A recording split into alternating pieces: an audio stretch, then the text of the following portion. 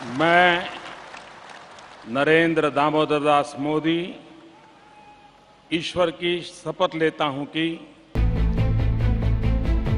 21वीं सदी की भारतीय राजनीति में आज एक ऐतिहासिक अध्याय जुड़ गया है। प्रधानमंत्री नरेंद्र मोदी ने भारतीय लोकतंत्र के इतिहास में एक नया रिकॉर्ड अपने नाम कर लिया है।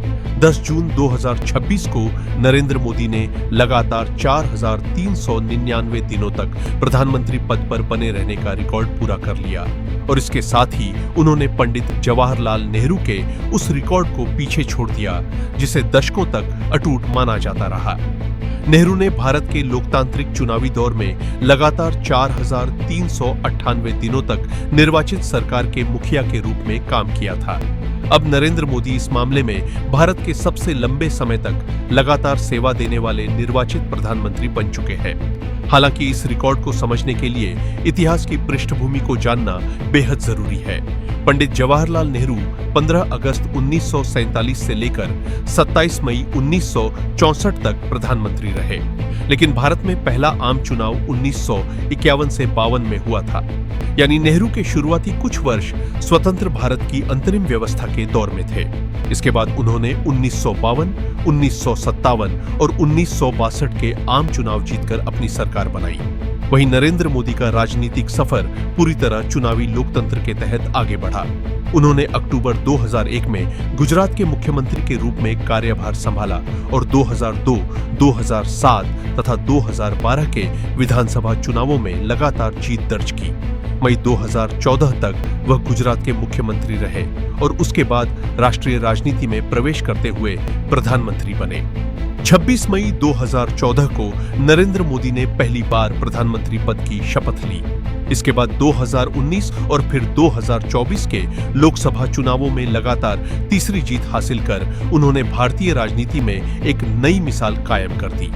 पिछले एक दशक में भारतीय जनता पार्टी का विस्तार देश के कई राज्यों तक हुआ और राष्ट्रीय राजनीति में पार्टी का प्रभाव लगातार मजबूत होता गया।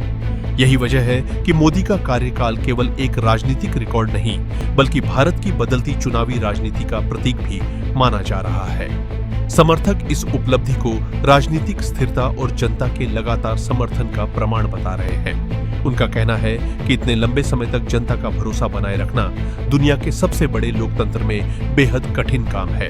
मोदी सरकार के समर्थक इस दौरान हुए बड़े फैसलों को भी इस उपलब्धि से जोड़ते हैं। इनमें डिजिटल इंडिया, जीएसटी, आधार आधारित वेलफेयर सिस्टम, इंफ्रास्ट्रक्चर विस्तार, हाईवे नेटवर्क, रेलवे मॉडर्नाइजेशन, रक्षा क्षेत्र में आत्मनिर्भरता, अंतरिक्ष कार्यक्रमों की सफलता और वैश्विक मंचों पर भारत की बढ़ती भूमिका जैसे मुद्दे शामिल किए जाते हैं। समर्थकों का दावा है कि भारत की विदेश नीति और अंतर्राष्ट्रीय छवि भी इस दौर में काफी मजबूत हुई है।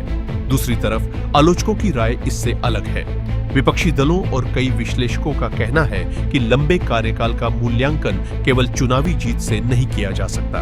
उनका कहना है कि बेरोजगारी, महंगाई, ग्रामीण संकट, सामाजिक ध्रुवीकरण और संस्थाओं की स्वतंत्रता जैसे मुद्दों पर भी गंभीर चर्चा होनी चाहिए। कुछ आलोचक यह भी कहते हैं कि मजबूत बहुमत के साथ लोकतांत्रिक संस्थाओं की जवाबदेही और संतुलन बनाए रखना किसी भी सरकार के लिए बड़ी चुनौती होता है। फिर भी इसमें कोई दो राय नहीं कि नरेंद्र मोदी का यह रिकॉर्ड भारतीय राजनीति के इतिहास में एक महत्वपूर्ण मील का पत्थर है।